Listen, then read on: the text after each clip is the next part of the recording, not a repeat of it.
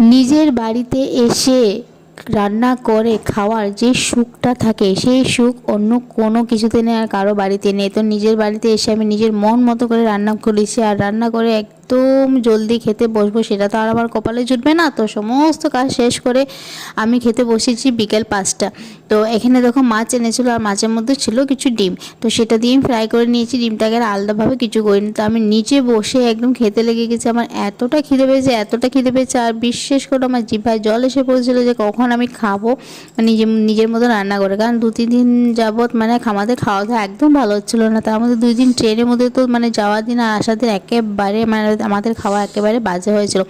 তার জন্য মানে আমার ইচ্ছে করছিল কবে আমি বাড়ি যাবো আর নিজের মন মতো করে সুন্দর করে একটু রান্না করবো, এক তরকারি ভাত করবো। আমি এক তরকারি ভাত খেতে ভীষণ ভালোবাসি, কারণ সেই সবজিটা একটু স্বাদ হতে হবে, ভালো করে হতে হবে। আমার তার বাইরে কিচ্ছু লাগে না, ডাল বা অন্য সবজি বা কোনো ভাজি আমার কিচ্ছুটা দরকার নেই। শুধু একটা সবজি আমাকে ভালো করে দাও বা সেটা নিয়ে আমি একদম অমৃতের মতন খেয়ে নেবো।